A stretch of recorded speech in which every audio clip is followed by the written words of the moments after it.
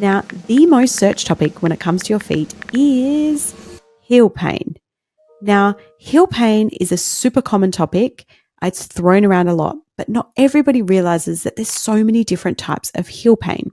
So heel pain can appear as plantarfasciitis, as Sever's disease, as spurs, calcaneal spurs, Achilles tendonitis, and it's all linked because a lot of these different problems cross the heel area.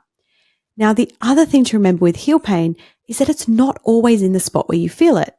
So sometimes you will be experiencing heel pain, for example, but it could actually be coming from your glutes or your sciatica because the nerve that supplies your glutes also supplies your heel, and you can experience referred pain.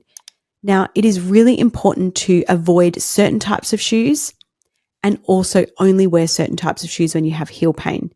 And the shoes to avoid when you're experiencing heel pain is anything that's unstable, like thongs, any slides that don't have really great stable soles. And when it comes to shoes that you should wear, I did a whole nother episode on this, all about the top 4 things you should look for in a great pair of shoes.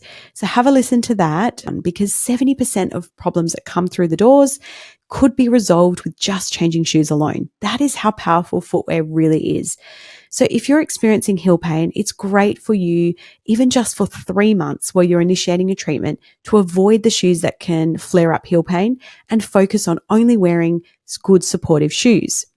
Now, the trick is it's good to have a couple of different types of shoes, because sometimes wearing the same pair of shoes can become so uncomfortable when you have heel pain. You almost take your shoes off and it's a relief. And that's okay, because what you want to do when you have heel pain is mix up the different muscles that are being used. So you don't want to wear the same pair of shoes and walk in the same pattern every single day. You do want to mix it up, but you do want to wear, for majority of the day, a good supportive pair of sneakers or walking shoes that will help cushion and support you. We're going to start to get into musculoskeletal things, and that is your joints and your muscles. I want you to think about your joints in your body.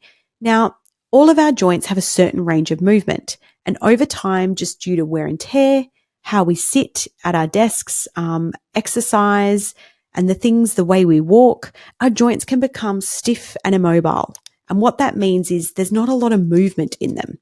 So they're all designed to move in a certain way. And particularly in the foot, you have so many joints here.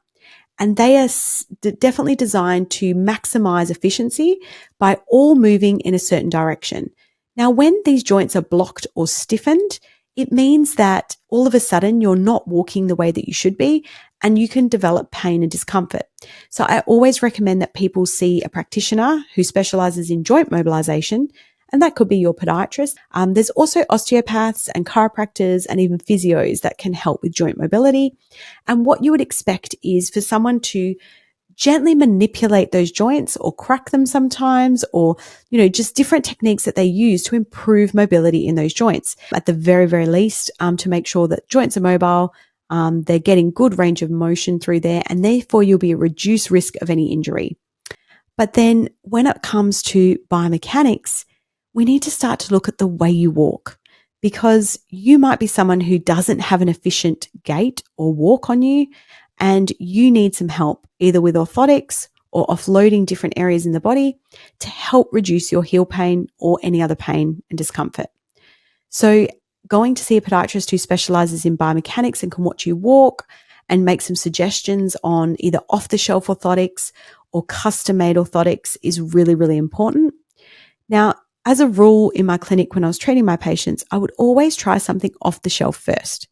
Not only is it more affordable for the patient, but it gave me an opportunity to play around with a few things to make sure they were getting better before I asked them to invest in something that was a lot more expensive and a lot more permanent. So I think, definitely using an off-the-shelf orthotic is great. And trying something in a pharmacy is something you can do as well. You can still go see a podiatrist once you've tried that and show them what you've tried, but it definitely is a really good option to see at home if changing the biomechanics and reducing that strain will help you. And that is like when I think of our SynxSole insole, why we developed that insole was we wanted something that was neutral, that was very safe for all foot types, and that somebody could just use inside their shoe to help relieve temporary symptoms. And the reason I say temporary is because not every single person is going to need custom-made orthotics forever, and not everybody needs orthotics all the time. Sometimes you just need to offload an area to allow it to heal and to allow you to feel better. So by putting an insole in, what it can help to do is relieve some of the strain in the plantar fascia and in the heel, and it will make other muscles and joints do the work, which can just relieve your pain temporarily. And that's all you need.